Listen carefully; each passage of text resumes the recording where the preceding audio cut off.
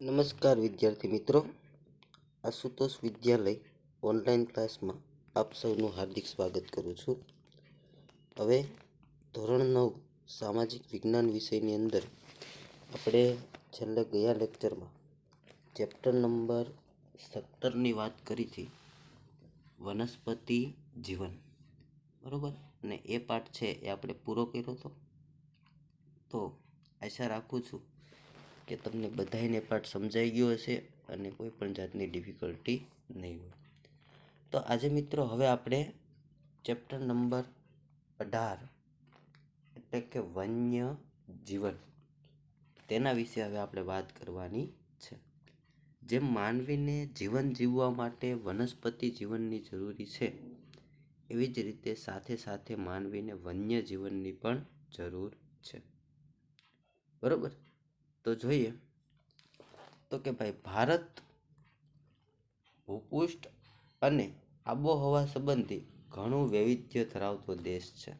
બરોબર, ભારતમાં છે એ ઘણી બધી વિવિધતાઓ રહેલી છે. આપણે આગળ વનસ્પતિની વિવિધતા વિશે પણ વાત કરી.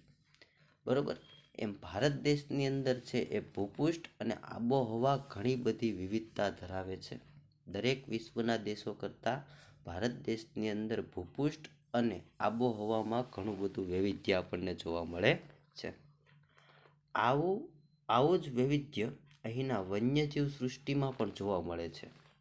જેવું વૈવિધ્ય ભૂપૃષ્ઠ અને આબોહવામાં જોવા મળે છે, એવું જ વૈવિધ્ય પાછું ભારત દેશની વન્યજીવ સૃષ્ટિમાં પણ જોવા મળે છે. સમગ્ર વિશ્વમાં જીવસૃષ્ટિની 15 લાખ પ્રજાતિઓ નોંધાય છે.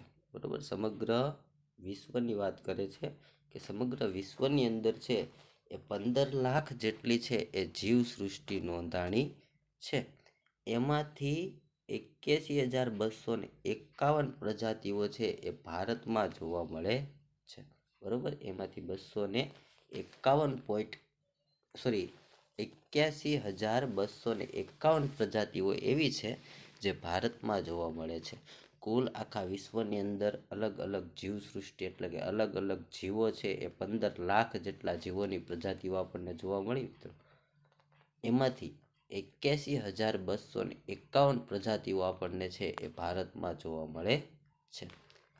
જેમાં પક્ષીઓ, સરીસૃપો, ઉભયજીવી પ્રાણીઓ, સસ્તન પ્રાણીઓ, મત્સ્યજાતો, કીટકો વગેરે જોવા મળે છે. એની અંદર અલગ અલગ બધા પ્રકારના જીવો, પક્ષીઓ હોય, સરીસૃપો હોય, ઉભયજીવીઓ હોય, સસ્તન પ્રાણીઓ હોય, મત્સ્યજાતો હોય એટલે કે અલગ અલગ જાતની માછલીઓ, તેમજ કીટકો વગેરેનો સમાવેશ છે આની અંદર થાય છે 81,251 પ્રજાતિમાં. આ ઉપરાંત દેશના વિવિધ પ્રકારોના જંગલોમાં વસતી વન્યજીવ સૃષ્ટિની ઓળખ માટેના સંશોધનો ચાલુ છે. બરોબર, આ ઉપરાંત ભારત દેશની અંદર વિવિધ પ્રકારના જે જંગલો આવેલા છે, એ જંગલોમાં જે વસતી વન્ય પ્રાણીઓની જીવસૃષ્ટિ છે, બરોબર, એટલે કે વન્ય પ્રાણીઓ છે એની ઓળખ માટેના સંશોધનો, એટલે કે આ ઉપરાંત 81,251 પ્રજાતિઓ ભારતમાં વસે છે. એ ઉપરાંત બીજી પણ ઘણી બધી પ્રજાતિઓ છે, પણ એની ઓળખ હજી ચાલુ છે. બરોબર, એને ઓળખવાના સંશોધનો હજી શું છે, ચાલુ છે. આ જૈવ વૈવિધ્યની દ્રષ્ટિએ વિશ્વમાં ખૂબ જ સમૃદ્ધ બૃહદ જૈવ વિવિધતા ધરાવતા 8 દેશોમાં 6ઠ્ઠા ક્રમે ભારત આવે છે. આજે વન્યજીવોમાં મિત્રો જે વિવિધતાઓ છે, જેમ કે આ 81,251 પ્રજાતિઓ છે, જે અલગ અલગ પ્રજાતિઓ છે, એટલે કે અલગ અલગ વિવિધ જાતની વિવિધતા છે પ્રાણીઓમાં. તો આવી જે પ્રાણીઓની જે વિવિધતા છે, વન્યજીવોની જે વિવિધતા છે, એને જૈવ વૈવિધ્ય કહેવાય. શું કહેવાય? જૈવ વૈવિધ્ય. તો આ જૈવ વૈવિધ્ય ધરાવતા વિશ્વના કુલ 8 દેશો છે, એ 8 દેશોમાંથી ભારત છે એ 6ઠ્ઠા ક્રમે આવે છે. બરોબર, આ જૈવ વિવિધતાના 8 ક્રમ આપ્યા છે દેશોને, એમાં 6ઠ્ઠા ક્રમે છે એ મિત્રો ભારત આવે છે. બરોબર, તો આવું મિત્રો પરીક્ષાની અંદર પૂછાઈ શકે. બરોબર કે ભાઈ કેટલામાં ક્રમે જૈવ વિવિધતામાં ભારત દેશ કેટલામાં ક્રમે આવે છે તો કે 6થા ક્રમે. ત્યાર પછી આ પણ પૂછાઈ શકે કે ભાઈ જીવસૃષ્ટિની વિશ્વમાં કેટલી પ્રજાતિઓ તો કે ભાઈ 15 લાખ. ત્યાર પછી ભારત દેશની અંદર તો કે 81,251. ત્યાર પછી આગળ ભારતના જંગલ વિસ્તારનું પ્રમાણ ઓછું છે તેની સરખામણીએ આ વન્ય જીવ વૈવિધ્ય ઘણું નોંધપાત્ર ગણાય છે. ભારતની અંદર જંગલ વિસ્તારનું પ્રમાણ ખૂબ જ ઓછું છે, બરોબર, પણ જેટલા જંગલોનું પ્રમાણ છે ભારતમાં એની સરખામણીએ વન્યજીવ વૈવિધ્ય એટલે કે વન્યજીવોમાં જે ભારતમાં વિવિધતા જોવા મળે છે એ ઘણી બધી નોંધપાત્ર એટલે કે ઘણી બધી કહેવાય. બરોબર, ભારતમાં જંગલોનું પ્રમાણ ઓછું છે છતાં આટલી બધી ટૂંકમાં પ્રજાતિઓ જોવા મળે તો એ સારું કહેવાય, ભારતનું વૈવિધ્ય સારું કહેવાય. બરોબર, તો ચાલો મિત્રો, હવે આપણો આ પાઠનો પહેલો મુદ્દો આવે છે એટલે કે ભારતના પ્રાણી અને ભૌગોલિક પ્રદેશો. ભારતના પ્રાણી અને ભૌગોલિક પ્રદેશો. તો જોઈએ, વનસ્પતિની વિવિધ લાક્ષણિકતાઓને આધારે તેના કુદરતી પ્રદેશો પાડવામાં આવે છે. બરોબર, વનસ્પતિની અલગ અલગ લાક્ષણિકતાઓના આધારે એના અલગ કુદરતી શું તો કે ભાઈ પ્રદેશો પાડવામાં આવે છે. આવા લક્ષણો ધરાવતી વનસ્પતિનો એક પ્રદેશ, આવા લક્ષણો ધરાવતી વનસ્પતિનો એક પ્રદેશ, આવા લક્ષણો ધરાવતી વનસ્પતિનો એક પ્રદેશ. એ આપણે વનસ્પતિ જીવનમાં જોયું. બરોબર, મેંગ્રુવના જંગલો અને કાંટાળા જંગલો આવું બધું આપણે જોયું.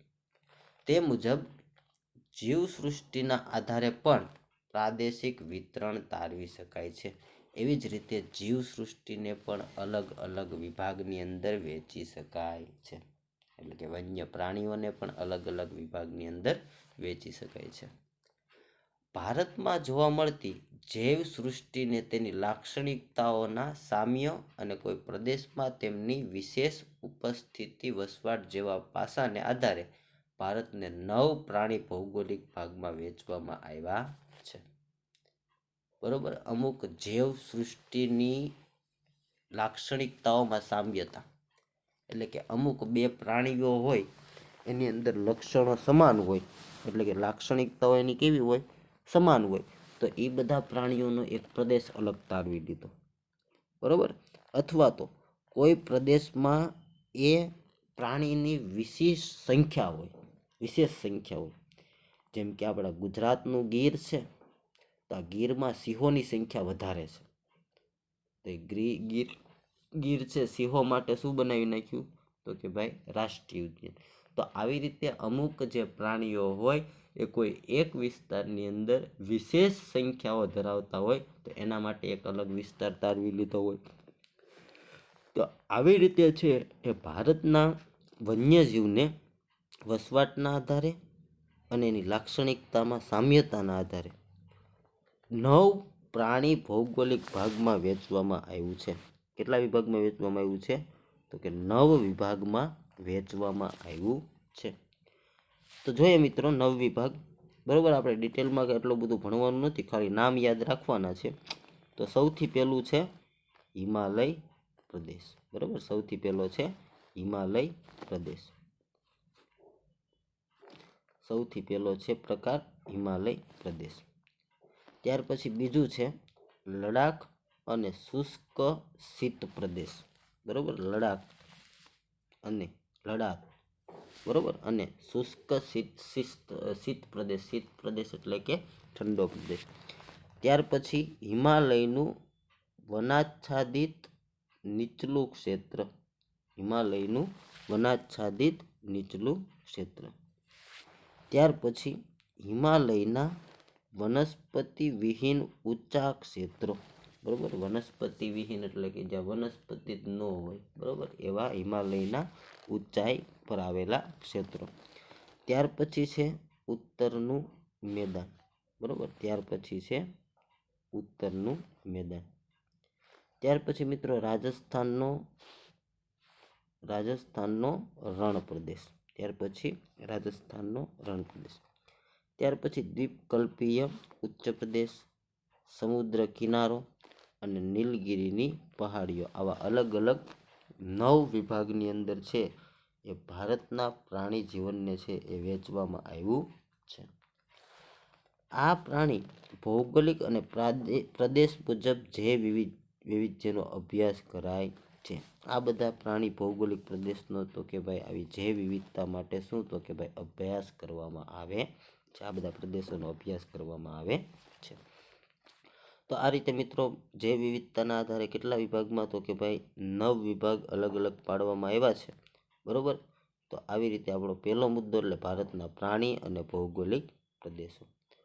હવે આવે છે આ પાઠનો બીજો મુદ્દો એટલે કે ભારતની વૈવિધ્યસભર વન સૃષ્ટિ.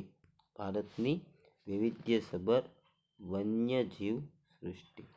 ભારતની વૈવિધ્યસભર વન્યજીવ સૃષ્ટિ. તો જોઈએ વૈવિધ્યસભર એટલે કેવી તો કે ભાઈ વિવિધતા ભરેલી જે વન્યજીવ સૃષ્ટિ, અલગ અલગ પ્રાણીઓ જે ભારતની અંદર જોવા મળે છે, અલગ અલગ પશુઓ, અલગ અલગ સરીસૃપો, બરોબર, એ જે જોવા મળે છે એની હવે આપણે વિવિધતાની વાત કરવાની છે. તો જોઈએ ભારતના ભૂપૃષ્ઠમાં વિશાળ નદી મેદાનો, દ્વીપકલ્પીય ઉચ્ચ પ્રદેશ, પર્વતીય ક્ષેત્રો, દલદલના પ્રદેશો, સમુદ્ર કિનારા તથા વનસ્પતિની દ્રષ્ટિએ ગીચ એવા વર્ષાવનો, મોસમી પાનખર જંગલો, હિમાલયના ઊંચા પર્વતીય ક્ષેત્રોમાં આવેલા શંકુદુમ જંગલોની વિવિધતા વન્યજીવોના નિવાસ માટેની વિસ્તૃત પાશ્ચાત ભૂમિકા ભજવે છે. આ બધા ક્ષેત્રો એવા છે કે જે વન્યજીવોના નિવાસ માટેની ભૂમિકા ભજવે છે. બરોબર. આ બધા ક્ષેત્રો એવા છે, જો ઘણા બધા ક્ષેત્રો આપણને આપ્યા છે. ભારતના વિશાળ નદી મેદાનો હોય, દ્વીપકલ્પીય ઉચ્ચ પ્રદેશ હોય, પર્વતીય ક્ષેત્રો હોય, દલદલના પ્રદેશો હોય, સમુદ્ર કિનારો તથા વનસ્પતિની દ્રષ્ટિએ ગીચ એવા વર્ષાવનો હોય, મોસમી પાનખર જંગલો હોય, હિમાલય હોય કે હિમાલયના ઊંચા પર્વતીય ક્ષેત્રો પર આવેલા શંકુદ્રુમ જંગલો હોય. તો આ બધા વિસ્તારો એવા છે કે જે વન્યજીવો માટે નિવાસ સ્થાન પૂરું પાડે છે. વન્યજીવો છે એ આ બધા વિસ્તારોની અંદર રહે છે. આગળ દક્ષિણના દ્વીપકલ્પીય વર્ષાવનોમાં એશિયાઈ હાથી, બ્રહ્મપુત્રા નદીમાં દલદલના ક્ષેત્રોમાં એક શીંગો ભારતીય ગેંડો. બરોબર. ક્યાં તો કે ભાઈ દક્ષિણ દ્વીપકલ્પીય વર્ષાવનોમાં એશિયાઈ હાથી, ત્યાર પછી બ્રહ્મપુત્રાના દલદલના ક્ષેત્રો. દલદલનો ક્ષેત્ર એટલે કેવો તો કે ભાઈ કાદવ કીચડ વાળો. તો દલદલના ક્ષેત્રમાં એક શીંગો ભારતીય ગેંડો. ત્યાર પછી ઊંચાઈવાળા ક્ષેત્રોમાં હિમદીપડા, જમ્મુ કાશ્મીરમાં જંગલી બકરીઓ અને કસ્તુરી મૃગ. બરોબર. કસ્તુરી મૃગ જે સુગંધિત પદાર્થ આપે છે. કસ્તુરી મૃગ એટલે કે એક નંબરનું હરણ છે. બરોબર. જે સુગંધિત પદાર્થ આપવાનું કામ કરે છે. ત્યાર પછી દક્ષિણ ભારતના જંગલોમાં જંગલી ભેંસ, જેને ભારતીય બાયસન કહેવાય. બરોબર. જંગલી ભેંસ જેને શું કહેવાય છે? ભારતીય બાયસન, જે દક્ષિણ ભારતના જંગલોમાં જોવા મળે છે. ત્યાર પછી મધ્ય ભારત અને પશ્ચિમ બંગાળમાં વાઘ, કચ્છના નાના રણમાં ઘુડખર અને મોટા રણમાં જળ પ્લાવિત ક્ષેત્રોમાં સુરખાબ જોવા મળે છે. કચ્છના નાના રણમાં છે એ ઘુડખર જોવા મળે છે અને મોટા રણના જળ પ્લાવિત ક્ષેત્રોની અંદર સુરખાબ જોવા મળે. સુરખાબ નામનું પક્ષી છે, જે આપણા ગુજરાતનું રાજ્ય પક્ષી છે. સુરખાબ, જેને ફ્લેમિંગો કહેવાય. શું કહેવાય? ફ્લેમિંગો કહેવાય. ઘાસભૂમિના વિસ્તારોમાં લુપ્ત મનાતા પક્ષી ઘોરાડ, ગ્રેટ ઇન્ડિયન બસ્ટાર્ડ, જેનું નામ શું છે? ગ્રેટ ઇન્ડિયન બસ્ટાર્ડ, જેને આપણે શું કહીએ તો કે ભાઈ ઘોરાડ કહીએ. એક પક્ષી છે જે લુપ્ત થવાને આરે છે. લુપ્ત થવાને આરે એટલે કે ટૂંકમાં એનો વિનાશ થઈ જવાનો હોય. જેમ કે ડાયનોસર છે તો એ અત્યારે લુપ્ત થઈ ગયા કહેવાય. તો એમ આ પક્ષી એવું છે ઘોરાડ, જે આવો લુપ્ત થવાને આરે છે, જેને ગ્રેટ ઇન્ડિયન બસ્ટાર્ડ કહેવાય. બરોબર. ની તાજેતરના વર્ષોમાં પુનઃ હાજરી નોંધાય છે. આ પક્ષીઓ શું તો કે લુપ્ત થવાને આરે હતા ને હવે એ આપણને જોવા મળે છે. બરાબર, એટલે કે એની હાજરી હવે નોંધાય છે. ત્યાર પછી જળપ્લાવિત વિસ્તારોમાં શિયાળા દરમિયાન ઠંડા પ્રદેશોમાંથી અનેક જાતના યાયાવર પક્ષીઓ ઉતરી આવે છે. શિયાળાના વિસ્તારની અંદર જળપ્લાવિત, દાખલા તરીકે આપણું અમદાવાદ, બરાબર, અમદાવાદ અને સુરેન્દ્રનગરની બોર્ડર ઉપર આવેલું નળ સરોવર. હવે આવા નળ સરોવરે શીત ઋતુની અંદર, એટલે કે ઠંડી જ્યારે ઋતુ હોય, શિયાળો હોય, બરાબર, ખાસ કરીને ડિસેમ્બર અને જાન્યુઆરી મહિનો, બરાબર, કયો? ડિસેમ્બર અને જાન્યુઆરી મહિનો. તો એમાં ઘણા બધા આવા યાયાવર પક્ષીઓ આવે છે. કેવા પક્ષીઓ આવે છે? યાયાવર પક્ષીઓ. હવે આ યાયાવર પક્ષીઓની અંદર એક તો સાઇબેરિયન ક્રેન, ત્યાર પછી પેલિકન, તિબેટિયન બતક, કુંજ કરકરા વગેરે મુખ્ય છે. બરાબર, વગેરે આ બધા છે એવા છે જે મુખ્ય યાયાવર પક્ષીઓ છે જે ઠંડી ઋતુની અંદર અહીંયા છે એ આવતા હોય છે, ભારતમાં આવતા હોય છે. પશ્ચિમ ઘાટના ગીચ વનોના વિસ્તારમાં ઉડતી ખિસકોલી જોવા મળે છે. બરાબર, ઉડતી ખિસકોલી ક્યાં જોવા મળે છે? તો કે ભાઈ પશ્ચિમ ઘાટના ગીચ વનોની અંદર. ત્યાર પછી આગળ જોઈએ તો નિકોબારી કબૂતર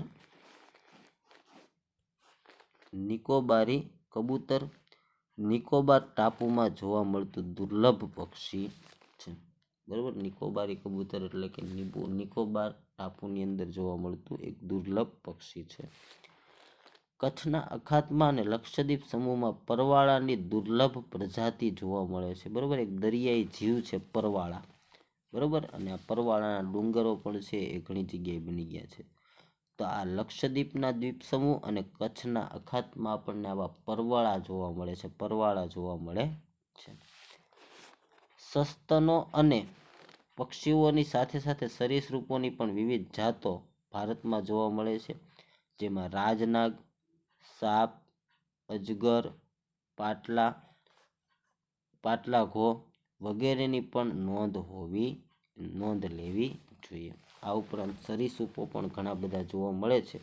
બરોબર, સસ્તનો અને સાથે સાથે પક્ષીઓ અને પક્ષીઓની સાથે સાથે સરીસૃપો પણ જોવા મળે છે.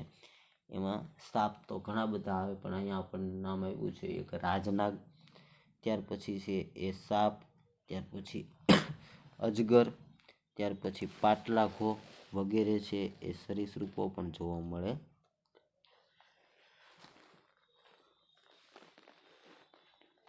ત્યાર પછી સમુદ્ર કિનારે તથા જળ વિસ્તારમાં વિવિધ પ્રકારની માછલીઓ, દરિયાઈ સાપ, ડોલ્ફિન, શાર્ક, ડુડોંગ એટલે કે જેને દરિયાઈ ગાય કહેવાય છે, ઓક્ટોપસ જેને રંગારા કહેવાય છે, વહેલ જેવી જીવસૃષ્ટિની દુનિયા છે. બરાબર, જે આપણો સમુદ્ર કિનારો છે કે જળ વિસ્તારો છે ત્યાં આ બધા જે જળચર પ્રાણીઓ છે, આ બધા કેવા પ્રાણીઓ છે? જળચર. દરિયાઈ સાપ હોય, ડોલ્ફિન હોય, શાર્ક હોય, ડુડોંગ હોય, ઓક્ટોપસ હોય કે વેલ હોય. બરાબર, એ બધા છે એ આ રીતે ટૂંકમાં છે એનું એ શું હોય છે? તો કે જીવસૃષ્ટિની દુનિયા હોય છે. આ બધા જે જીવો છે એની દુનિયા, તો કે સારું આવી રીતે રહેઠાણ મળતું હોય, નિવાસ મળતું હોય. બરાબર, ત્યાર પછી આગળ તો કે જંગલ વિસ્તારોમાં ખેતી થતી હોય એવા કૃષિ વિસ્તારો, ગોચર અને પડતર જમીનોમાં શિયાળ, વરુ, નીલગાય, હરણ, નોળિયા, ખિસકોલી, જંગલી સુવર, શેળો વગેરે જેવા પ્રાણીઓ જોવા મળે છે. બરાબર, કૃષિ વિસ્તારો હોય, કોઈ એવા ગોચર હોય કે પછી કોઈ એવી પડતર જમીન પડી હોય ત્યાં છે એ આપણને શિયાળ, વરુ, નીલગાય, હરણ, નોળિયા, સસલા, જંગલી સુવર, ત્યાર પછી શેળો વગેરે જેવા પ્રાણીઓ આપણને જોવા મળે છે. તથા તે જ વિસ્તારોમાં વિવિધ પ્રકારના પક્ષીઓ પણ જોવા મળે. તેમાં એક કોયલ, પછી પોપટ, મોર, સુઘરી, ઘુવડ, ચીબરી, પીળક, સમડી, કબર, ઢોરબગલા વગેરે છે એ વિહરતા જોઈ શકાય છે. બરોબર, એટલે કે ધીમે ધીમે આ બધાની સંખ્યા છે એ ઓછી થતી જાય છે. કોયલ, પોપટ, મોર, સુઘરી, ઘુવડ, ચીબરી, પીળક, સમડી, કાબર, ઢોરબગલા વગેરે છે એ વિહરતા જોવા મળે છે. તો આ રીતે હતું મિત્રો વન્યજીવોનું, ભારતનું વૈવિધ્યસભર વન્ય જીવન. આપણો બીજો મુદ્દો આ પાઠનો છે એ અહીં થાય છે પૂરો. પછી તમને છે એ કોષ્ટકની અંદર થોડુંક આટલું જાણવું ગમશે, એટલે કે થોડુંક જાણવા જેવું આપ્યું છે. બરોબર, તો જોઈ લઈએ. તો કે સારસ ભારતમાં જોવા મળતું સૌથી મોટું પક્ષી છે. ભારતમાં જોવા મળતું સૌથી મોટું પક્ષી કોઈ હોય તો એ કયું છે? સારસ.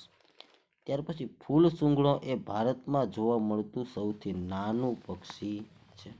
ફૂલ સૂંઘણો, બરોબર, જે ભારતમાં જોવા મળતું સૌથી નાનું અમથું પક્ષી છે.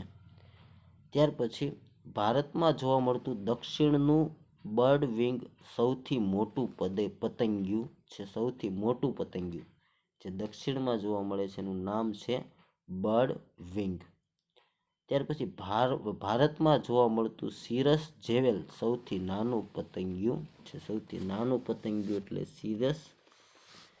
સિરસ જેવેલ, અને સૌથી મોટું એટલે બર્ડ વિંગ. બરોબર, સૌથી મોટું પતંગિયું એટલે બર્ડ વિંગ અને સૌથી નાનું પતંગિયું એટલે સિરસ જેવેલ. બરોબર, અને આ ઉપરાંત ઘણા બધા બીજા બધા આવા પક્ષીઓ છે. બરોબર, જેમ કે ઘોરાડ છે, તો ઘોરાડ સૌથી વજનદાર પક્ષી છે. બરોબર, ઘોરાડ હમણાં આપણે આગળ આવ્યું હતું, લુપ્ત થવાને આરે છે. તો આ ઘોરાડ છે એ સૌથી વજનદાર પક્ષી છે. બરોબર, તો આ આપણે ખાલી જાણકારી ખાતર આવવાના, પરીક્ષામાં એમાંથી પૂછાવાનું નથી. ત્યાર પછી હવે આપણે આવે છે પાઠનો ત્રીજો મુદ્દો, એટલે કે વન્યજીવો અને સંરક્ષણની જરૂરિયાત. વન્યજીવો અને સંરક્ષણની જરૂરિયાત, એટલે કે વન્યજીવોનું સંરક્ષણ કરવું ખૂબ જ જરૂરી છે. તો જોઈએ મિત્રો, ભૂતકાળ તરફ નજર દોડાવતા આપણને સ્પષ્ટ થાય છે કે છેલ્લા થોડા દાયકાઓથી વન્યજીવોના અસ્તિત્વ પર મોટું જોખમ તોળવાઈ રહ્યું છે. છેલ્લા થોડાક વર્ષોથી આપણે જોતા આવીએ છીએ, થોડાક દાયકાઓથી આપણે જોતા આવીએ છીએ કે વન્યજીવોના અસ્તિત્વ પર ટૂંકમાં છે વન્યજીવોનું અસ્તિત્વ છે એ ટૂંકમાં છે પૂરું થતું જાય છે. બરોબર, વન્યજીવોનું અસ્તિત્વ છે એ ટકી શકતું નથી. એવું આપણે થોડાક દાયકા પહેલાના આપણે જોતા આવીએ છીએ. ત્યાર પછી આજથી 100 વર્ષ પહેલા વાઘ હજારોની સંખ્યામાં ભારતમાં જોવા મળતા. બરોબર, આજથી 100 વર્ષ પહેલાની વાત છે. તો આજથી 100 વર્ષ પહેલા ભારતની અંદર, આખા ભારતમાં વાઘ છે એ પૂરતા પ્રમાણમાં જોવા મળતા હતા. આજે તેની સંખ્યા વન અને પર્યાવરણ મંત્રાલય 2014ના અંદાજ મુજબ તે આંકડો 2226 છે. એટલે કે વાઘ છે આખા ભારતની અંદર માત્ર 2226 છે એ છે. બરોબર, 2226 છે. છેલ્લા થોડા વર્ષોમાં લેવાયેલ પગલાંથી વાઘની સંખ્યા વધી છે, તે એક સારી નિશાની છે. છેલ્લે થોડાક પગલાં લીધા સરકારે, અને આ પગલાં લેવાથી સિંહને છે રક્ષણ મળ્યું. બરોબર, અને આમ ટૂંકમાં છે એ સારી નિશાની કહેવાય, સરકાર આવા પગલાં લે એટલે. બરોબર, દુધાળા પશુઓની સારવાર વપરાતી પ્રતિબંધિત ડાયક્લોફેન્સ નામની દવાથી દૂષિત થયેલ માંસ ખાવાથી ગીધ નામની દવાથી દૂષિત થયેલ માંસ ખાવાથી ગીધ નામશેષ થવાને આરે છે. બરાબર, ઘણા બધા દુધાળા પક્ષીઓની સારવારમાં વપરાતી પ્રતિબંધિત દવા છે. દવાનું નામ શું છે? તો કે ડાયક્લોફેન્સ. બરાબર, ડાયક્લોફેન્સ નામ શું છે? પશુઓના અમુક થતા રોગને માટેની આ દવા છે. કેવી? તો કે ભાઈ ડાયક્લોફેન્સ. બરાબર, જે એક દવા છે ને એ દવાથી દૂષિત થયેલ માંસ ગીધ ખાય અને માંસ છે એ મૃત્યુ પામે, ગીધ છે એ મૃત્યુ પામે છે, નામ શેષ થઈ જાય છે. 20મી સદીની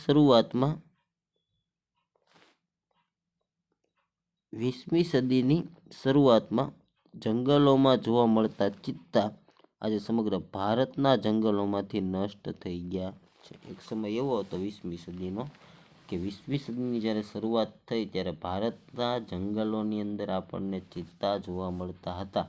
જ્યારે હવે તો કે ભારતમાં એક પણ ચિત્તો જોવા મળતો નથી. ભારતમાં એક પણ ચિત્તો જોવા મળતો નથી. ત્યારબાદ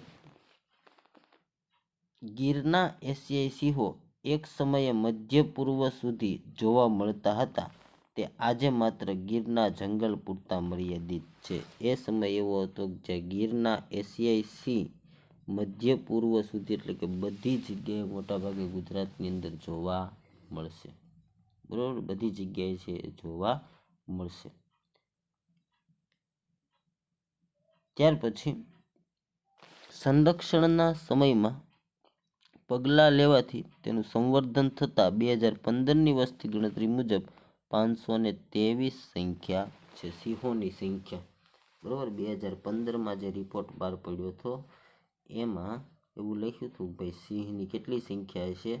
તો કે ભાઈ 523 સંખ્યા હશે. બરાબર, એને ગણી હશે અને ગણીને છે યાર લખી 523 સંખ્યા હતી. કેની? તો કે ભાઈ સિંહની. વાઘની કેટલી? તો કે 2226 અને સિંહની કેટલી? તો કે 523. એક સમયે ગુજરાતમાં વધુ સંખ્યામાં સારસ પક્ષી જોવા મળતા હતા જેની સંખ્યા હવે ઘટી ગઈ છે. એક સમય એવો હતો કે ગુજરાતની અંદર સારસ નામનું પક્ષી છે એ ખૂબ જ વધારે પડતી સંખ્યામાં જોવા મળતું. બરાબર, સારસ નામનું પક્ષી છે એ ખૂબ જ મોટી સંખ્યામાં જોવા મળતું. જે સંખ્યામાં હવે શું થયો છે? તો કે ઘટાડો થયો છે. વન્યજીવ સૃષ્ટિ છેવટે તે જીવસૃષ્ટિના એક અભિન્ન ભાગ ગણાય છે. બરાબર, મેં તમને આગળ પણ કીધું કે ભાઈ વન્યજીવ સૃષ્ટિ છે એ જીવસૃષ્ટિનો એક અભિન્ન શું છે? ભાગ છે. બધી જીવસૃષ્ટિની અંદર આવી જાય. બરાબર, બધી સજીવ સૃષ્ટિ આવી જાય. બરાબર, અને એક અભિન્ન અંગ છે. વન્યજીવ સૃષ્ટિ એ જીવસૃષ્ટિનો એક શું છે? અભિન્ન અંગ છે. પણ જ્યારે ક્યાંક અને કેટલાક વર્ષો દરમિયાન કેટલાક વન્યજીવોની સંખ્યામાં થતો ઘટાડો એ પર્યાવરણની ગુણવત્તામાં ઘટાડો સૂચવે છે. શું કહે છે? કે ક્યાંક અને કેટલાક વર્ષો દરમિયાન અને કેટલાક વન્યજીવોની સંખ્યામાં જે ઘટાડો થાય, બરાબર, વન્યજીવોની સંખ્યામાં જે ઘટાડો થતો હોય એ પર્યાવરણની ગુણવત્તાને ઘટાડો સૂચવે છે. બરાબર, એ પર્યાવરણની ગુણવત્તાનો શું સૂચવે છે? ઘટાડો સૂચવે છે. શેમાં ઘટાડો થાય? તો કે વન્યજીવોની સંખ્યામાં ઘટાડો થાય.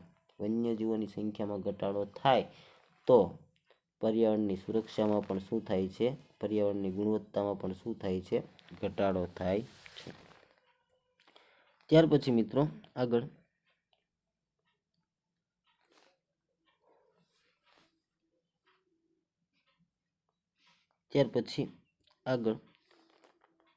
તો કે આ બાબત ચિંતાજનક છે. આ જે ઘટાડો થાય, પર્યાવરણની ગુણવત્તામાં ઘટાડો થાય, પર્યાવરણની ગુણવત્તા ઘટે એ બાબત કેવી છે? તો કે ભાઈ ચિંતાજનક છે. ગુજરાતના પર્વતીય વન વિસ્તારોનું મૂળ રહેવાસી શ્યામ ગરુડ ક્વચિત જ જોવા મળે છે, એટલે કે હવે બહુ ઓછા પ્રમાણમાં ક્યાંક ક્યાંક જોવા મળે છે શ્યામ નામનું ગરુડ. જે ક્યાં તો કે ભાઈ ગુજરાતના પર્વતીય વન વિસ્તારો હતા ત્યાં મૂળ આપણને આ શ્યામ ગરુડ છે એ જોવા મળતું હવે આપણને ક્યાંક જ જોવા મળે છે. ત્યાર પછી વિજયનગર તાલુકાના પર્વતીય જંગલ વિસ્તારમાં સહજ જોવા મળતો ચિલોતરો આજે ભાગ્યે જ નજર મળે છે. બરોબર, વિજયનગર સામ્રાજ્યના વિજયનગર તાલુકાના જે પર્વતીય જંગલ વિસ્તાર છે એની અંદર આપણને ચિલોત્રો નામે એક ટૂંકમાં પક્ષી જોવા મળતું આજે આપણને ભાગ્યે જ જોવા મળે છે, ક્યાંય આપણને જોવા મળતું નથી. ત્યાર પછી માનવીની અસીમિત લાલચ અને પ્રગતિની દોડ પર્યાવરણના અસંતુલનથી અનેક માઠા પરિણામોનો સામનો કરવાનો આવે તે સ્વાભાવિક છે. બરાબર, માનવી અત્યારનો માનવી કેવો હતો કે ભાઈ લાલચુ છે.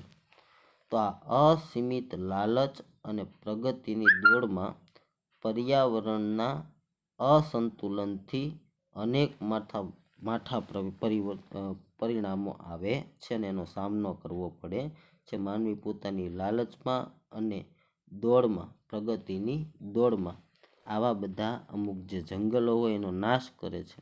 બરોબર, અને જંગલોનો નાશ કરી અને આવી રીતે છે એ પ્રાણીઓને નુકસાન થાય છે. બરોબર ને, પ્રાણીઓને નુકસાન થવાથી આપણું પર્યાવરણીય સંતુલન છે એ અસંતુલિત થઈ જાય છે. હજુ સમય છે. વન્યજીવોના જતન અને સંવર્ધન માટે યોગ્ય પગલાં નહીં લેવાય તો કદાચ અનેક વન્યજીવોને આગામી દિવસોમાં કેવળ ચિત્રોમાં ભાવિ પેઢીને બતાવવાનો વારો આવશે. બરોબર, એટલે કે ટૂંકમાં છે એ આ વન્યજીવોનું જતન અને સંવર્ધન કરવું ખૂબ જ જરૂરી છે. હજી બહુ ટાઈમ વીત્યો નથી, તો જો આ વન્યજીવોનું જતન કરવામાં આવે તો અનેક વન્યજીવો બચી જાય એમ છે, અને નહીતર વન્યજીવોનો શું થશે તો કે અનેક વન્યજીવોનો નાશ થશે. અને આગામી દેશોમાં જે આવનારી પેઢી છે, અનુગામી પેઢી છે, એ પેઢીને બતાવવાનો વારો આવશે. કેમાં તો કે ભાઈ ચિત્રમાં. બરોબર, દાખલા તરીકે મોર, તો કે એ સમયે મોર લુપ્ત થઈ ગયા હોય, તો મોર લુપ્ત થઈ ગયા હોય તો આપણે શું તો કે ફોટામાં જ બતાવવું પડે આગામી પેઢીને. બરોબર, કે ભાઈ મોર કેવો તો આપણે જ જોઈએ. અને અત્યારે દાખલા તરીકે આપણે ડાયનોસર અસલ જોવો છે, જોઈ શકાય નહીં. એને માત્ર આપણે ક્યાં જોવો પડે તો કે ચિત્રમાં જ જોવો પડે. તો આ રીતે મિત્રો આપણી વન્યજીવોની સંરક્ષણની જરૂરિયાતો છે એ પૂરી થાય છે. બરોબર, હવે આપણો મુદ્દો આગળનો આવે છે ભારતના અગત્યના રાષ્ટ્રીય ઉદ્યાન અને અભયારણ્યો. પણ આજે આપણે અહીંયા સુધી રાખીએ છીએ. આવતા લેક્ચરમાં અહીંથી આગળ વાત કરશું, અને જેટલું મેં તમને ચલાવ્યું છે એના આધારે હું તમને પ્રશ્નો ગ્રુપમાં મોકલી દઈશ. એ ગ્રુપમાં પ્રશ્નો તમારે છે એ બે વાર લખવાના રહેશે અને પાકા કરવાના રહેશે. બરાબર, તો ચાલો મિત્રો આજે અહીં સુધી રાખીએ. આવજો, બાય.